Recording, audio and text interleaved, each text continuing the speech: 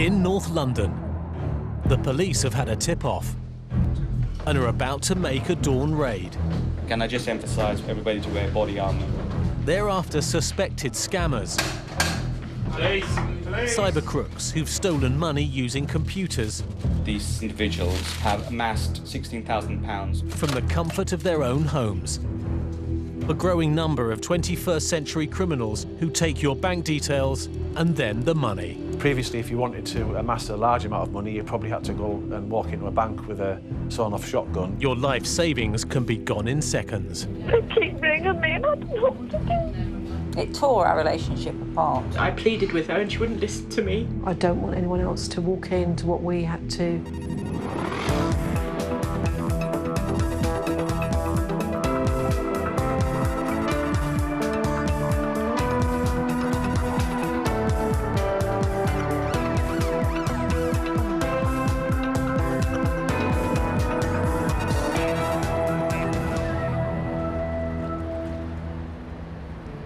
In the west of England, Good morning, Devon Cornwall Police. How can I help? police officers are dealing with members of the public who believe they've been scammed. So they've taken £5,000 from you. Has this just happened now, has it? Targeted by ruthless criminals who are making billions of pounds every year. Right. May I ask how old you are? Many are having their money stolen because they're old and vulnerable. Okay, well, have they taken it from your bank account? They got me to pin in my PIN numbers. Did you give them any other details? Now, this bloke had my name and address. Okay. The actual 4-digit numbers that you use for... Yeah, on the cards. And they want me to send them £800 back. Don't entertain it. It's a scam. They keep ringing me and I don't know what to do. You know, I've got a lovely family here and they just keep ringing, you see. The West Country is a favourite retirement destination for pensioners. But it's no longer a safe haven. The scammers have latched onto it too.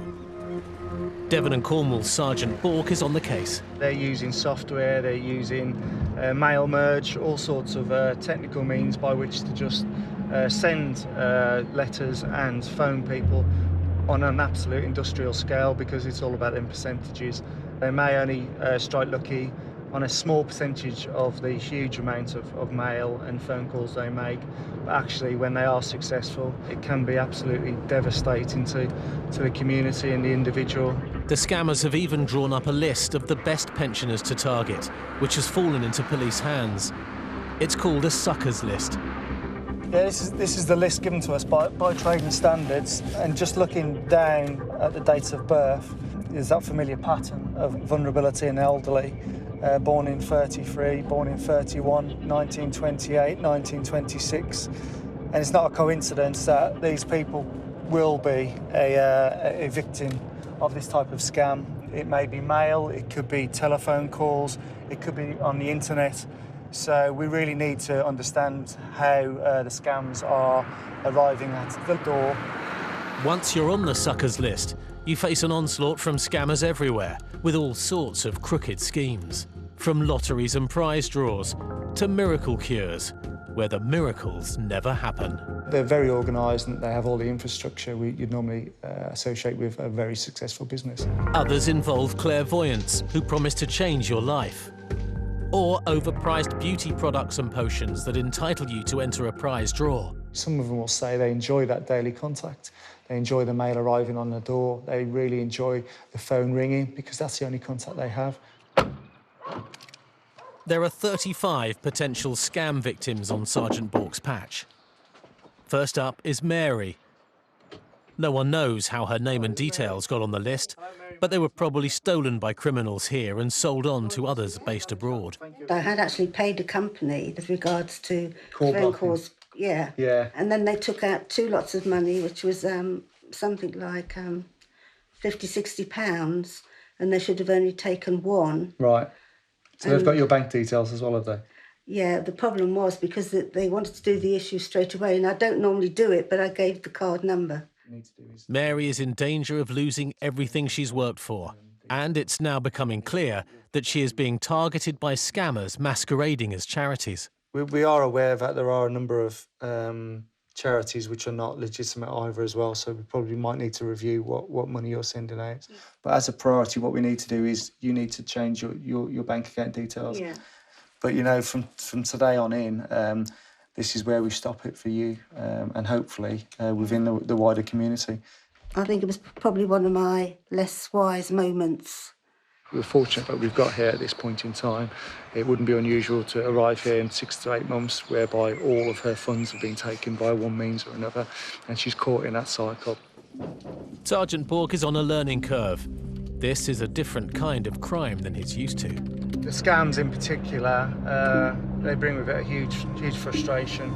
Historically, we're used to getting hands-on with people, arresting our way out of a problem. We have to find some very innovative means to prevent this type of crime. Being innovative means getting to know what tricks people are being scammed with.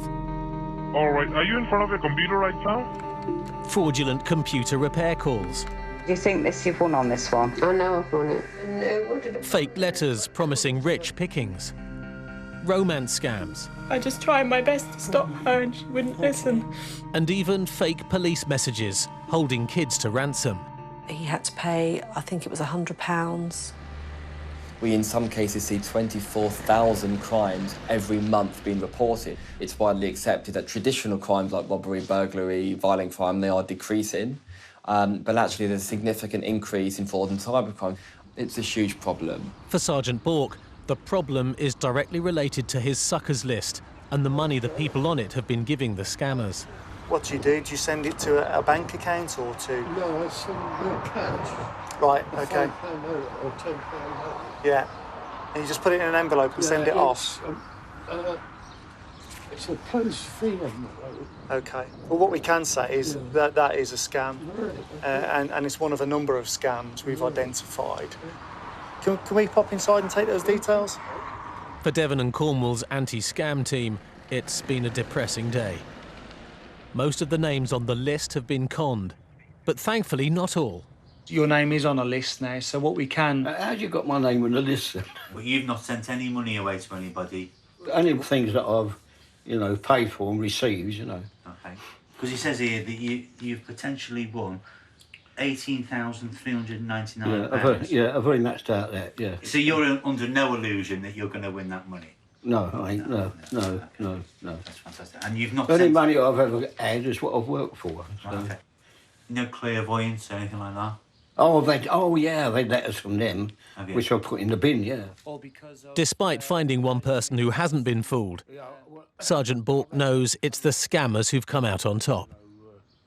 The figures were really quite alarming. Of these 35 victims, the total defrauded from them as a result of these scams was in excess of £630,000. Devon and Cornwall's scamming crackdown has been called Operation Jessica. No, but it's an invite to Australia. Named after one of the worst cases of postal scamming ever recorded in Britain. Sticker here if you've been specially selected. Jessica Look lost around £50,000 and her daughter when she fell foul of the postal scammers. There was nothing I could do. It tore our relationship apart.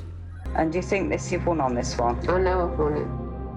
It's believed that every year, at least 380,000 people fall victim to what is called prize mail scams. Surely after 4 years, and it never comes, you've got to believe Don't talk about it anymore. I don't, you're jinxing me, I just don't say. Fake letters delivered by post, which promise riches beyond belief, provided you send them some money. You think I'm a nutcase? I'm not.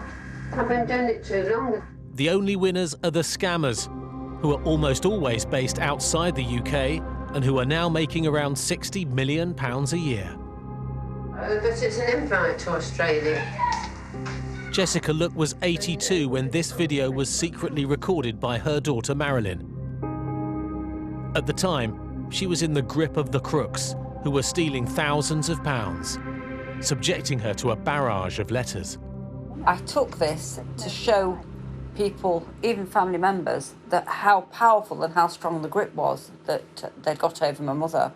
And do you think you've won on this one? I know I've won it. Definitely, 100% I've won that. Over a period of 5 years, Jessica received over 30,000 scamming letters and paid around £50,000 to the criminals behind them. There's an assortment of letters there. My mother was told she'd won competitions. She was told that she'd got clairvoyant friends who were making predictions.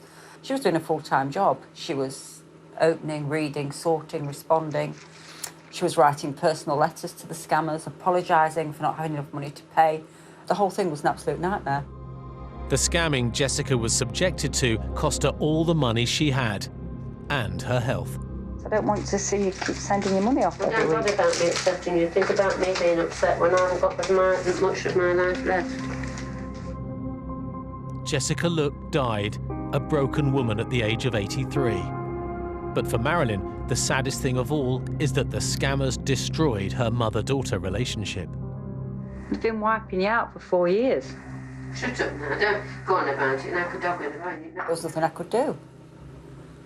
It tore our relationship apart. And I'm in no doubt that receiving 30,000 criminal letters contributed to my mother's death. What happened to her mum inspired Marilyn to become a campaigner against what is also called mass marketing fraud. And she's now working with the police on Operation Jessica. Hi, Noel. Good morning. How are you? Yeah, I'm fine, thanks. Okay, after you. She and Sergeant Bork are trying to inspire other officers in Devon and Cornwall to join the fight against the scammers. I've got a lovely family here and I just... By playing them the voices of the distraught victims who've been calling the control room. And they want me to send them £800 back. Don't entertain it. It's a scam. They keep ringing me and I don't know what to do. All right, just... They say I'm going to bring the police here and FBI and arrest us all. I just want to know if I've done something wrong. You've done absolutely nothing wrong. It's a scam. I mean, if anyone needed any reinforcement as to how important this is, that for me really highlights just the impact on the individual. Relatively speaking, that lady's only lost about £80, but the impact on her personally, the fact that she no longer trusts anyone. If you saw somebody being mugged on the street, you wouldn't have to go up to them and say, excuse me, do you mind if we take the criminal away? You would remove the criminal. And this is the same sort of activity. There is no typical victim. We have victims that are doctors, headmistresses, we've got a police officer, an ambassador's wife, bankers, somebody who worked in the government. So even though a lot of people are categorising these people as being stupid and idiots and why don't they understand, it's actually the power of the psychology is so powerful that it can get into the minds of anybody. The ability of foreign scammers to get into the minds of anybody by using the Royal Mail is a loophole. One that the National Trading Standards scam team based in Eastbourne is looking into. This is all scam mail that we've taken out of one particular victim's house. So 2 bin bags, 2 bins full and 3 bags, and this was done on one visit. Their boss, Louise Baxter, estimates that these kind of postal scams earn criminals not millions, but billions. The figures for this sort of mass marketing fraud is quite staggering. We think anything up to between £5 and £10 billion a year is lost to mass marketing fraud. It's all misleading prize draws, misleading lotteries. This one is enter sweepstakes award here, additional funds on record that are unclaimed by you, £504,670. You have to pay them £13.06 to process your winning. But if you do £13.06 10 times a day for 15 years, then that's going to be a huge amount of money that is lost. Louise commands a unit of just 11 people, investigating cases from all over the country. We've obviously got a lot of mail to process. There's 14,000 pieces in the evidence store. We've got a lot of mail sorting ahead of us. In their fight against the postal scammers, the Trading Standards' hands are tied. By law, they are not allowed to intercept the fraudulent mail before it reaches the intended victims. Going back over 300 years, there is a principle of the inviolability of the mail. There is an absolute principle that once an item of mail properly paid for has been entrusted to Royal Mail, it will be delivered. But Marilyn thinks there's an easy solution. The law could be tweaked. All that needs to be done is once these victims have been identified, their mail should then be redirected to a trusted person who will give them back the genuine mail. We want to educate potential victims so that when they get this kind of letters or these phone calls, they recognise them for what they are and they don't respond. They head for the bin, they don't head for the chequebook. These crimes are on an industrial scale, and it is The only way to stop this is to raise awareness and educate people, and that is the means by which we prevent it. Our aims will be to make North Devon and Devon and Cornwall an area by which the scammers will not target.